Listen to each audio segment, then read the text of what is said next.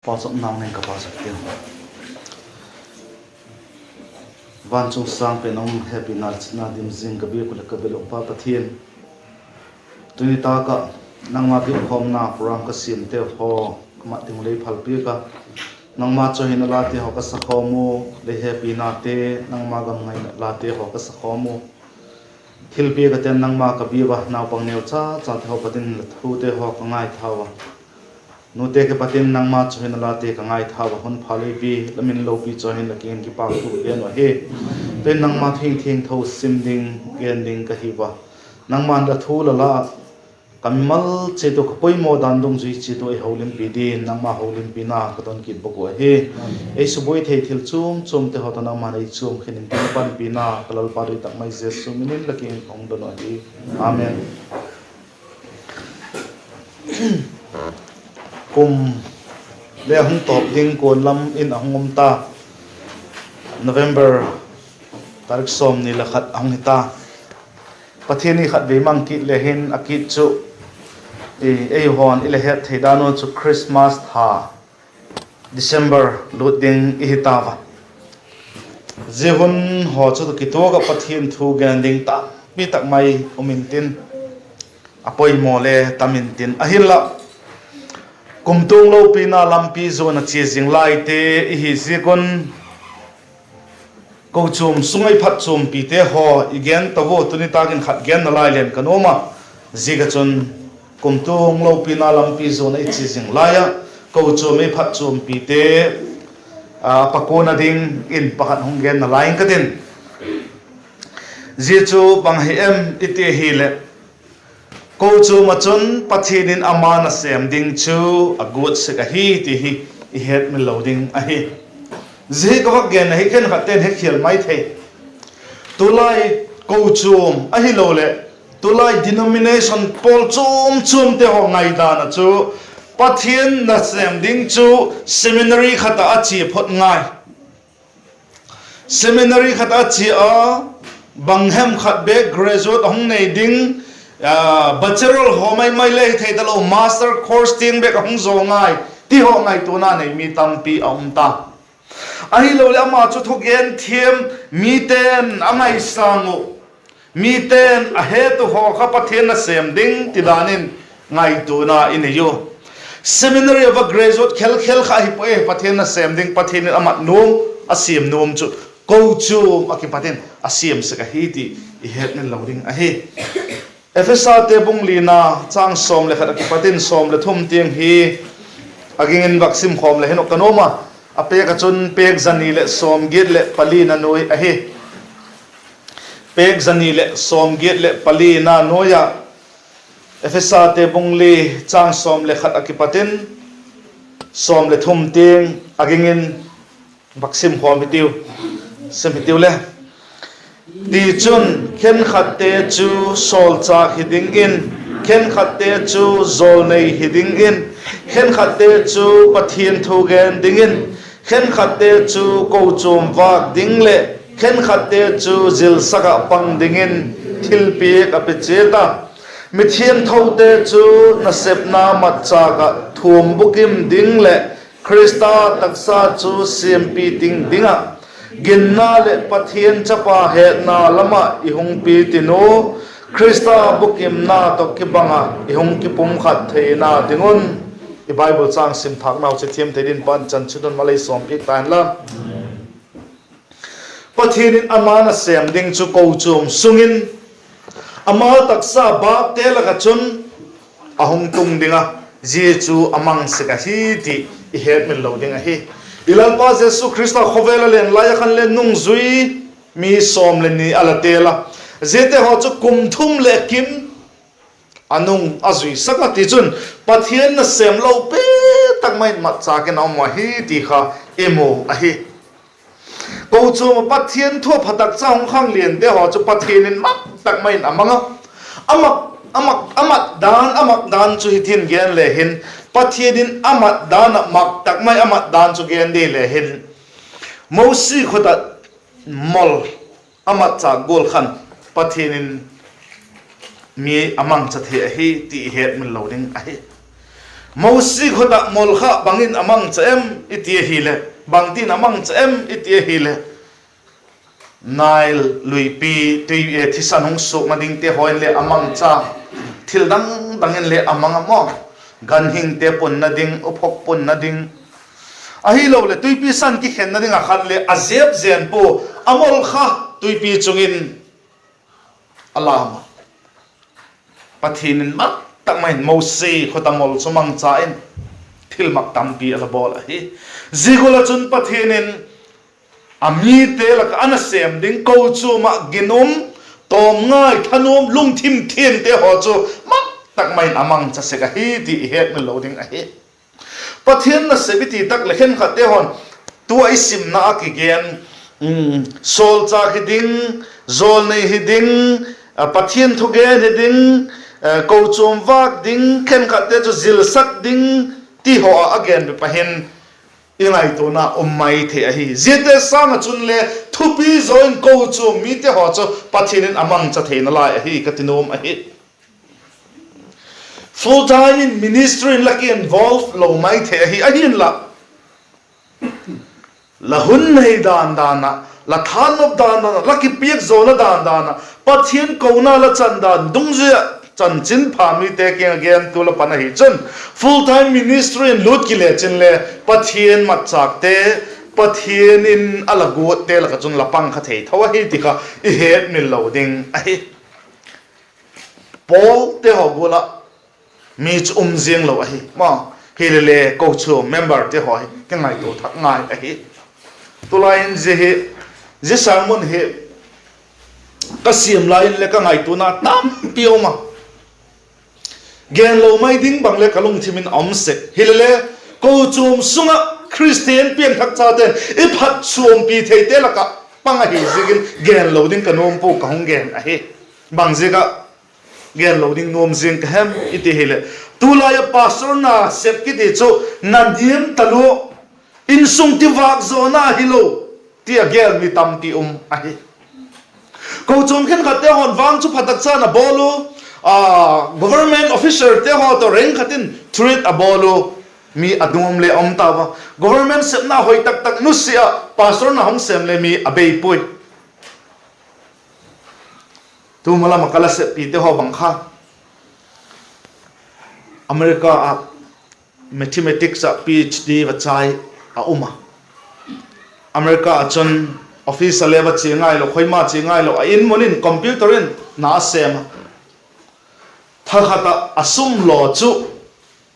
atama ma singa azat gendan katin pathian ko na changin ki he pathian na sem nikin pastorin na ang sema pastor ang se phada chon je America a uma ada set laya allo se thum suwa se khat ating zo lo a hi hilele ki pa tak mai na sem kuma ai eng di pui tunin igama hi pathian na sem ding a mi challenge ding le za cha jeng tai cho hak sa yeng tai cho bangsi ana niam tilem dikpon tin ikoi da no adik lo je ka he ikoi da no dik thela ding a theng theng in hongge na alo tom talu ti mai te wa nega chon ko ma cha si pathian na sem ding a challenge ki bol ngam bek set talawa adik taken in sungen kol zo pon la cha te bang ti wak di ti hoi chu pathian na se mot khen khat te ho nu le pa na hil naw le ji ho cho la hi phatai chu tu lai kama ada o mai ahilla ina se pie kha ko hi em ti he da hi le lung neo na ding a poi kai chu ka lung neo lo ai a chang le mi hem hi na chun bang ti hemin o ala khuti zo khataleng ala khati zo khataleng ti na ring bei po na hilele ko na sem ka hi em ti ki ngai to ta ka hile India government na sem ka hi po khovel vai hom tu te na sem ka hi po van pathian na sem ka hi ti ka ki het tak le kalunga oi dai assalama hilovin ka kilet sakut ahi taksa ga ma chu hak sa dan khat chu hungen ki na lai leng la lung niam na dung hilovin Zigola Pathian na sep na hi taksa gama bang hem ni bo kapu wang hi mo kei lam sang in kapu chanchin ba gening ke kapu chanchin ka gen khabek set po kapu hi MCO umlaya pastor ahita Manipur Christian Organization itiu kama MCO umlayo pastor hi mission teacher ai hi mission teacher ki ba chun pastor in promotion appear pastor na se ma hi mi felma ma zing a hi amau khanga mi fela gen min thang a hi gen set le a hi gen set a hi jek subang a fel talu gen set a hi lamkan building asazau a hi alot tom tom hilele a fela biel fanga che in lama ki le ki tak in tun man lo thoding om le lo a tho malama mang chom lai le mang chom malama asep thei the asem malama abiel fanaring anai na ka hi le ina khan na asem malama abiel lamin achis leng masel lom nasan azuka hichun miten again siwe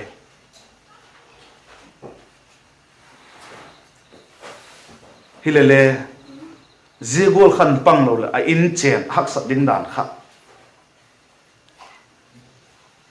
tu a thieng again in ayu hon I he te mo pastor khen khat te ho hi azi te a hilo la cha te sep na nei government sep na nei ti ho vel atang pin a hi pastor alama sa te ho kapu te khang tu kapu ka gen pa khang te ho chu et a hi le taksa khu sak na chon ending khat le lovin a thei wa hi long sit taka hi ai lama chu zigol tin chun alapanga achate lam ka khatul pin in anu se zo mina sa hung su kai ama cha zigol le chun tak sagam le ha pan I hol tama hi le gending beilo khovel gam a te hi zikin pastor na sem a le pathian na sem ding a mi wak chau tak tak ding chu hak sai ai la so pi te ho pathian in ahung mat nuama pathian na sep nop na nang ma o ma hi chun pathian in henana ti ki pat the hi ti ka gen num a hi ayu Christian Fellowship Church kimin vo te ho la ka hin le ka en sega Stephen gola a hi lo le Philip gola pathian na sem nom ti chu chanchin pha na sep nom chanchin phagel zang na pang nom tampi tak mai ila umo ka ti tu loading in yel ki on la tun le thawin tin to zel ding in le ka kinem a hit nang la service na ka service jing ma le chin le chanchin phagam na set na dinga pan la la nop na la than nop na la ki pieng nop na la hun la phal la pieng nop na la gen nom te ho kha tha sok lovin che zom sel gen zom sel hitiu ye chu pathian na sep na hi pathian in a Kochuam te ka patin je te chu asiam dok se ka tung dok se ka hi tonin je chu ei man imat lo je chu ki hel lo sak ei ma la ma kha sak tak lo ba satan burning atiu ma ei ma je gen nop na pen kha I down sak lo sak hi chun pathian in midang mang khading a hi ka ngai to saka nangon bangai dala nei dia mo khe po chang le again wal le sadi mo le la khe po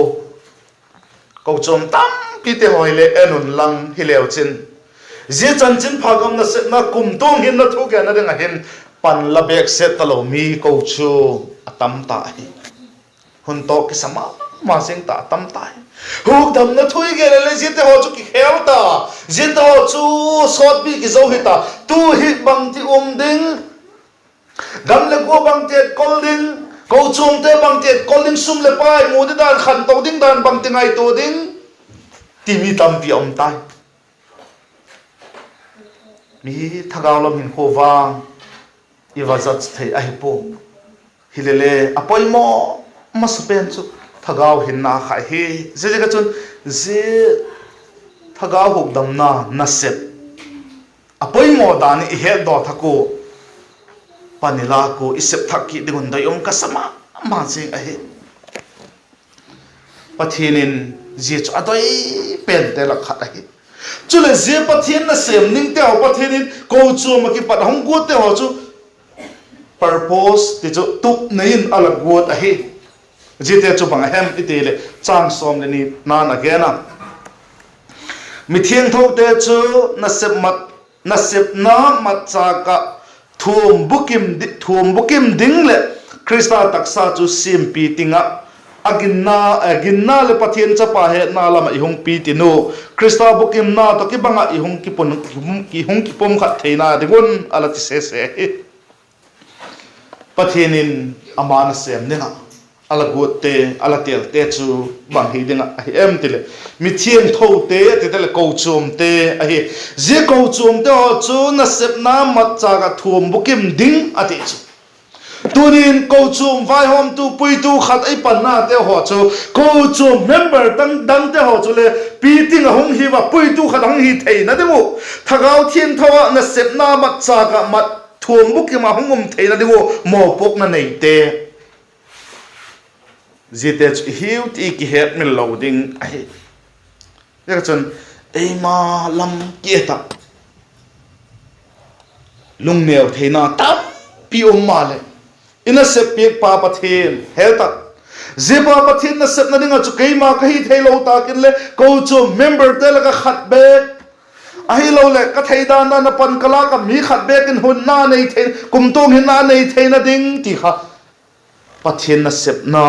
ahi zedinga chun pathin a Kochuam te amang cha Kochuam ki patin mi te ho zeding chun asiam se ka hi ti het me lo ding a hi tunin khat be lai khan ne kala gen khata kumtung hinna kumtung tatna inei til layo ilungel kha ngai to thak ki heteu zelungel kha inei na lai na vem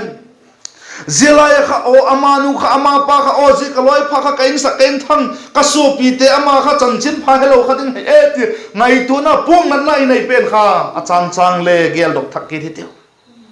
ze inei yo ze igen demo pathin adoi a hi zedinga chun ei sim piting no mai zebol te ho cho hung piting deu deu a hi so pite pathinin anasem ding Kochuam ma asim piting sekte chu nang la lai khatamai thei ai la je pen chu nang man lamat lo je ka bang ma heta lo den khala hi khamai thei lau hi je chu le khasim ten le again se ko khala mole isim lo na so le het sa te le khemil gari hek ten le ka gari tol lo na so talota ka nervous jing ai lo ka tol thei ta poe ti om se khola je gol de chun thagaw lama chanchin phagen than nom na la nei te ho ka la su job lo he chun lagen than nom na te kha pein tin again thelo golin le hum khading le he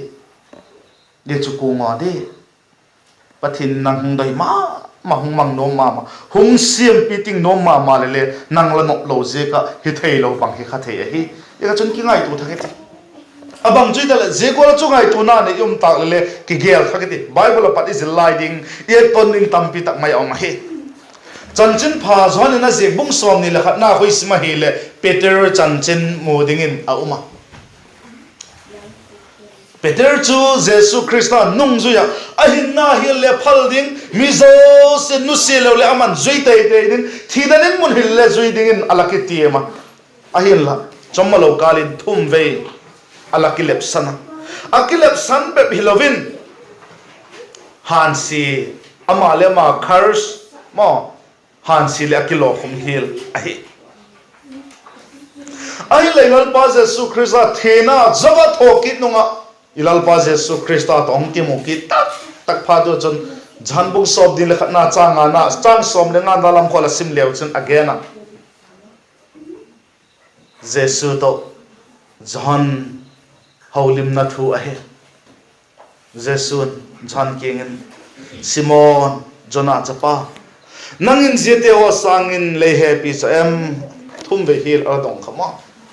Ziona kan zonin amu chen ma happy dan amu chen ta Jesus Christan le zonin amu chen ta a het jekin a Kochuam te en kol dingin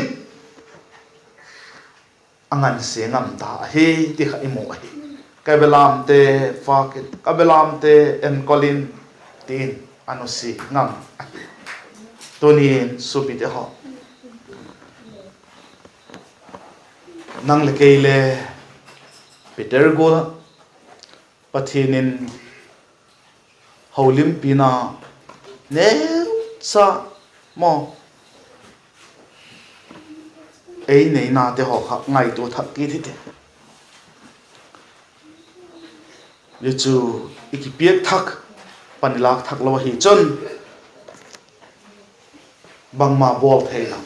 bằng mà hi thế nào Pathian mặt chắc lo vale khác thế hi thì khác ít hết ni lo ding ai cái Bible in ấy gana ấy thinh tang mi te lakin nagalam te athiamu ấy thinh tang mi adekin ấy Vaiphei mi Vaiphei bảo thọ te athiam po đi cho bằng Pathian na sem tu te ho vak lim bol dan ki thiam lo hi nagalam ahi lo le unau zo pau tholam le thiam athiam tok thim tho ta ấy Vaiphei bảo mang tới cái thiêm nai lồng mà xin rồi ai đồ thằng cái gì à bằng duy lệ chúng ta ghen ngang lệ khô lệ ghen đang cầm như lệ heading headam biểu mi tin nó muốn khát cái chuyện nào chun tôi mà làm khăn há vạc mà cái gì muốn khát cái chuyện nào chun nu in sung Kochuam mà khăn ama khăn member apa khale member in apostle khale member lakin member ti chu committee member lakin apang po an ne ding in e ko an ne ding a chon sa ho pi chu tam pi tak mai chi chum tam pi ko na ko ya le bang ate ji zat pi hi khathile hun set ta bang ate ji zat pi hi la sim hem khati ka dot a hi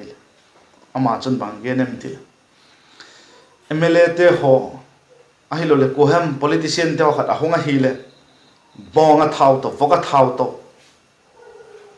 kinek saka anok no po geno eilim sak lo le le bang mai ba gen thei le lo na ona mang thai ta lo ding kum tu hin na thoi gen pe ka je mai ka bol pe hi athu pi hi lo hi te je kha ei Vaiphei pau tho te la ka tu ma sat pen le thu pi ka saka hi je gin ka hemil thei pu amon le ka hemil thei pu kum tung hin na thu leinut sinung le amang talo ding khovel amang talo ding van gam tun thena ding tiang chan chin phai yen piek tu te je ka bol pe hi bang ma khamai pui a the chuma ka ngai tu a jeminun amo chen dan a he chen dan chu ka pak chama ma se na ka dong zoma kum tung hin na thu ki gen te ho he chen tak na hem lamu chen na hem ti ka dong ai chu amo chen na ki pak ma se nga chang le lam kalam vel chi lum let na ikim mu le i bang hem again ding a tam ma se nga pathian thu ho lim na ding a hi lo le ups and down anei dan to bang again ding om se abang chui jeng ta le pathian na sem tu te ho he mo sit o tak sai ta jon et la na ding et na ding a hi lo le vak bhem ti ding lo le athu ki gen te athu pok te o le je thu ki gen khan bang chan dai bang tiek effect om hem ti te kha igel do thako ho tu te ho zadan boldan ithiam ning le poi mo ma je nga hi ka te no ma hi khovela i teacher te ho imu a hi le ki ui stage ma atang pi chu ilele igam sunga hi kei bolon ka ti nai po igam sungai pastor khen khat imu le I ho lo ai lo le ke keu ko le I ho lo mi tamai chu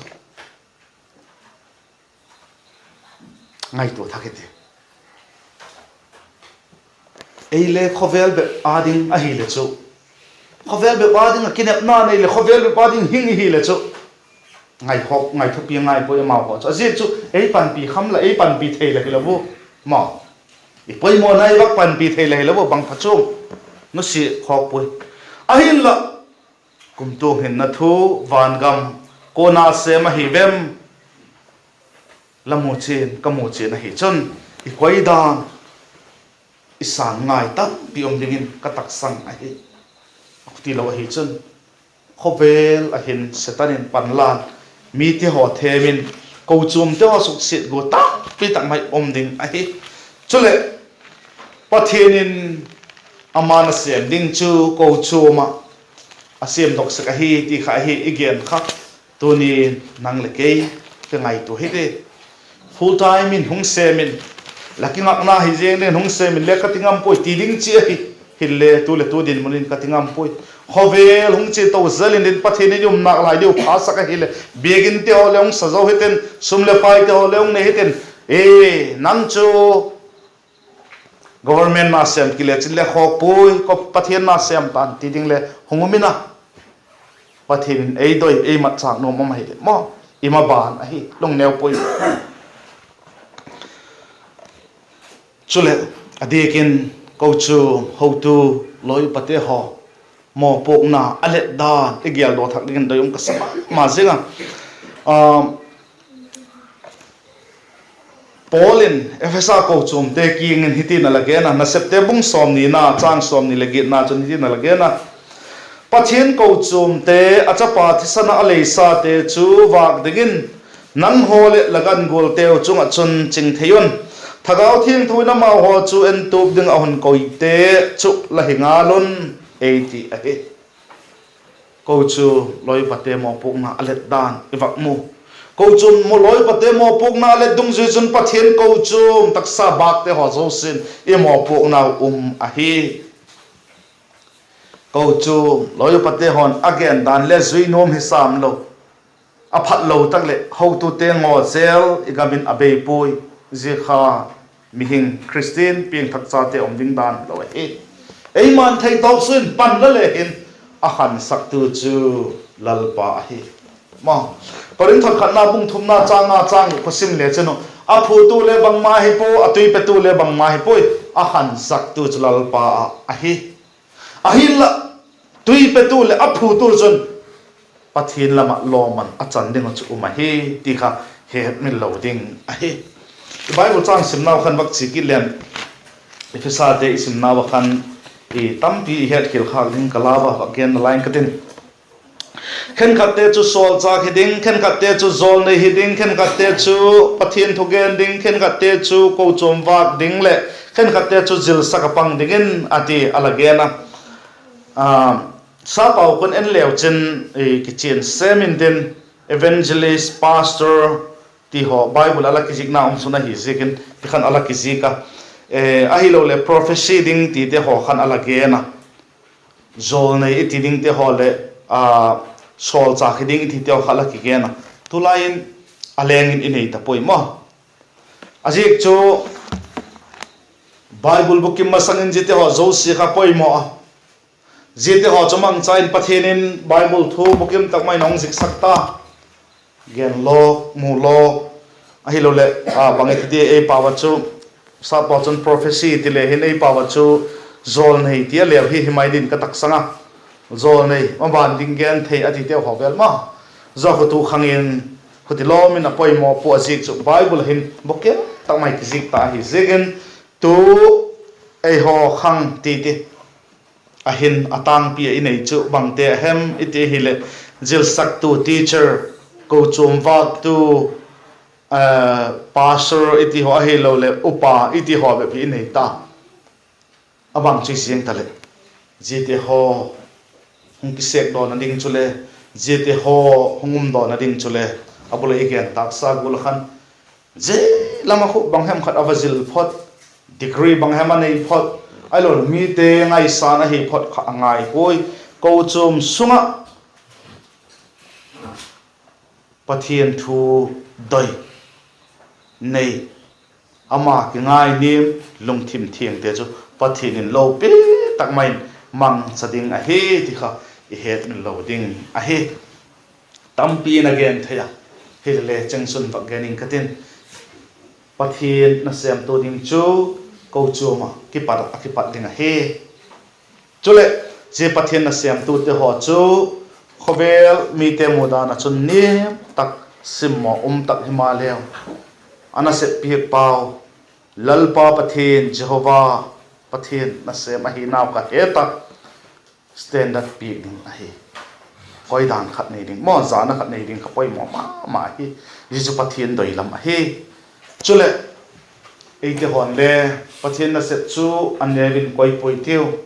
pathian in sem ding ahung tia ahung ko hi le ke panin lalpa ngai tu na na Jehovah Jireh ahi ina set piu chuti I het mi lo ding ahi thu don chai gen teo thiam thirin pan chan in thilum mai som pi pain la chan chun gen ki pa ke